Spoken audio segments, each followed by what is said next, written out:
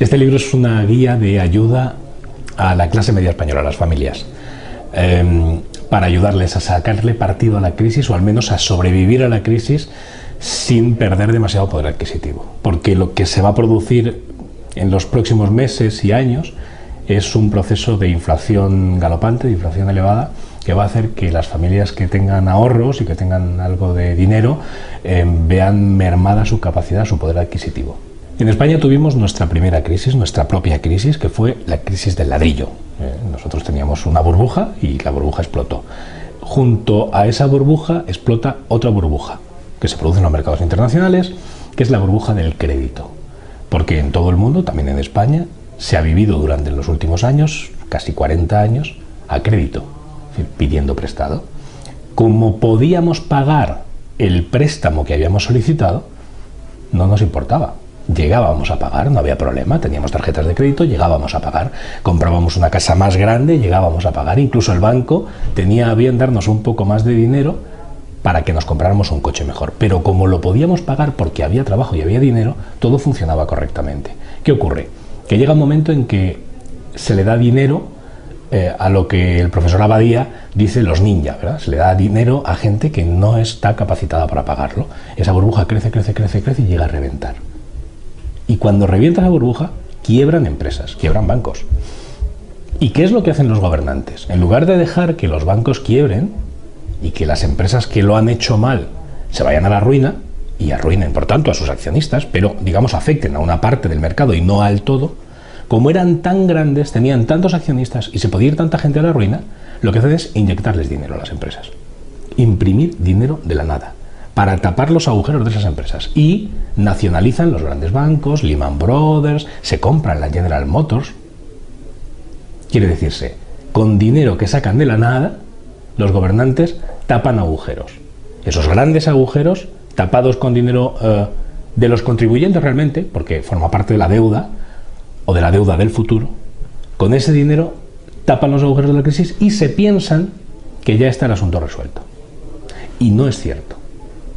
Y ahora viene lo más divertido del asunto, porque entramos en la segunda fase de la crisis, que es la que no nos han contado, pero es la que viene, la de la deuda soberana.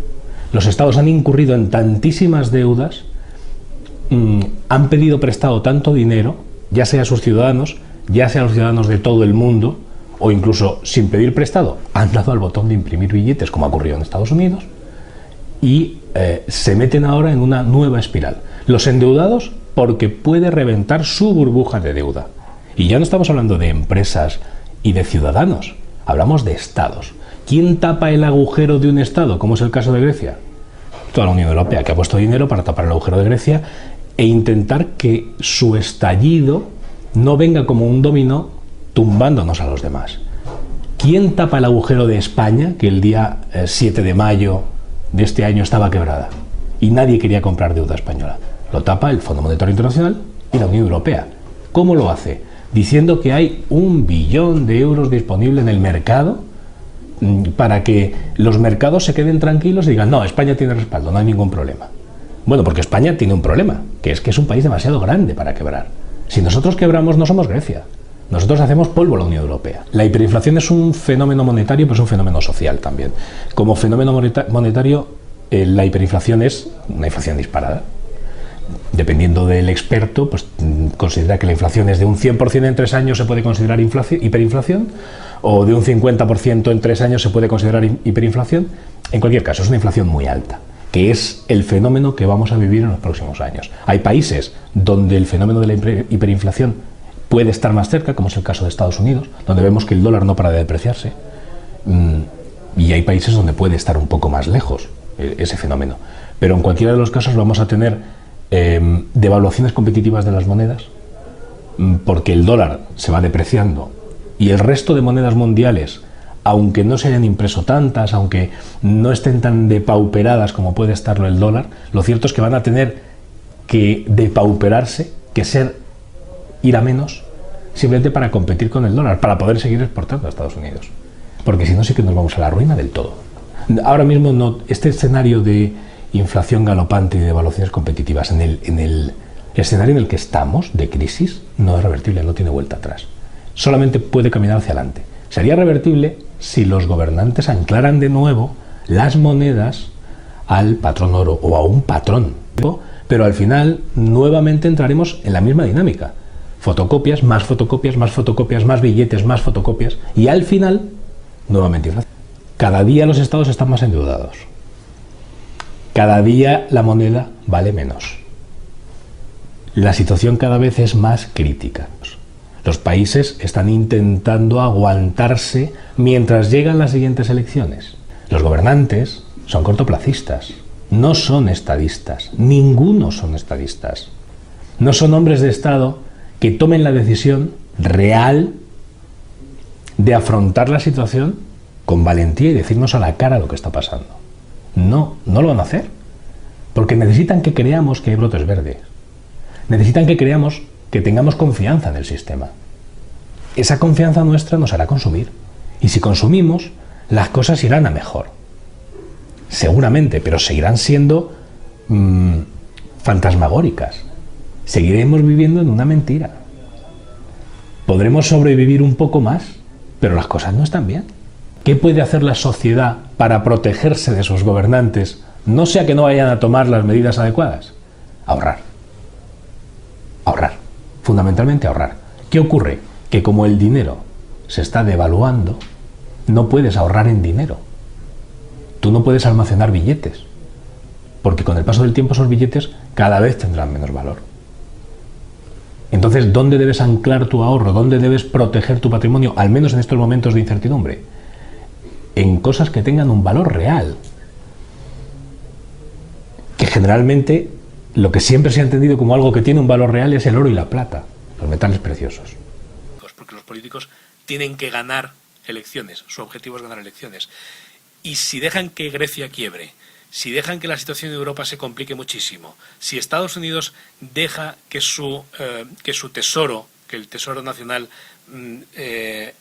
llegue a quebrar porque no salgan al rescate de ciudades y de estados que están prácticamente quebrados, los gobernantes perderían las elecciones y ese no es su objetivo. Por tanto, no van a permitir que eso ocurra. De modo que van a seguir permitiendo que las divisas se devalúen, se depauperen de forma constante, continua, hasta el final de los tiempos. Entonces, ¿nosotros qué hacemos ahí? Protegernos. ¿Cómo?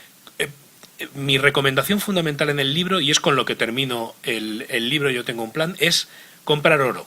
Fundamentalmente, las familias, para proteger su patrimonio, para proteger sus ahorros, deberían, a mi modo de ver, comprar oro. ¿Por qué? Porque el oro es el único dinero posible. Digamos que cuando el dólar, que ya no tiene ningún tipo de respaldo, el euro, que ya no tiene ningún tipo de respaldo, continúen en su camino de devaluación, mientras tanto estará el dólar sustentado sobre sus propios principios y sobre su propia esencia, de ser un material escaso. El oro, quiere decir. El oro, perdón. Sí. De ser un material escaso, de ser fraccionable, de poder ser utilizado como factor de intercambio de bienes y servicios, pero también como reserva de valor, que es algo que las monedas ahora mismo ya no tienen, ya no son reserva de valor. 50 euros hoy no son 50 euros de hace 10 años, ni muchísimo menos. Hace 10 años esos 50 euros eran 8.000 pesetas, eran un dineral. Ahora no lo son.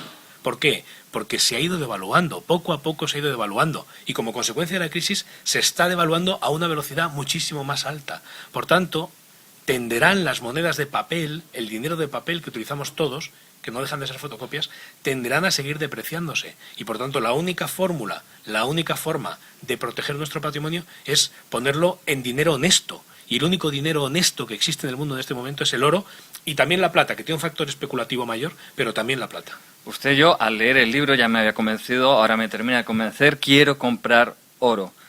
Pero ¿cómo lo hago? ¿Qué compro? ¿Monedas, lingotes, títulos de propiedad? ¿Cómo lo hago? Mi recomendación fundamental es comprar oro físico y atesorarlo uno. Como eso es muy complicado, porque hay que tener una caja de seguridad en casa, porque además uno pone en peligro a su familia si atesora este tipo de cosas y luego encima va y lo dice. Y ese tipo. No se debe, ¿no? Mi recomendación es meterlo en una caja de seguridad en un banco, por ejemplo.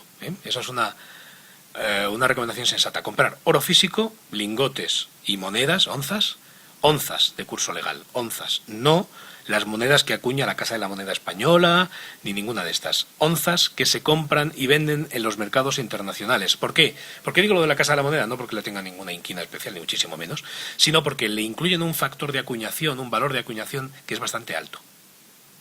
Y a lo que vamos ahora es a proteger nuestro patrimonio, no a comprar colecciones de monedas. Y lo vamos a proteger con lingotes que no lleva factor de acuñación o con monedas de curso legal en algunos países del mundo, como el Kruger sudafricano, o como el Maple Leaf de Canadá, o como la onza, la Liberty estadounidense, o la Búfalo. Es decir, onzas, monedas que en cualquier lugar del mundo se podrían intercambiar. Uno tiene que salir huyendo a Argentina y se puede llevar sus onzas en el bolsillo y allí puede iniciar una nueva vida con su familia gracias a esas onzas. Es un poco el ahorro del migrante, ¿no? El ahorro del gitano, por así decirlo, ¿no? Muchas veces me lo han recriminado, ¿no? Lo de, bueno, pero este es un ahorro, es una cosa un poco ya grotesca, antigua. Puede serlo, pero es que la situación en la que estamos ahora es calamitosa. La crisis real que tenemos alrededor es demasiado grave. Por tanto, no estaría de más que las familias pudieran proteger al menos parte de su patrimonio, del mismo modo que los rumanos migrantes o que los gitanos de toda la vida han hecho siempre, o los indios han hecho siempre y siguen haciendo, que es acumular una pequeña porción de oro para poder iniciar una nueva vida allá donde tengan que huir. Pero antes de tener que huir, que esperemos que es algo que no ocurra... Cierto es, claro. ¿Dónde guardamos este oro? Bueno, porque claro, si es una cantidad pequeña lo puedo guardar en casa, pero sí. La idea es invertir. Claro, no, por supuesto. Se trata de protegerlo. Mi recomendación es comprar oro físico, evidentemente, y protegerlo en una caja de seguridad. Esa es la fórmula ideal.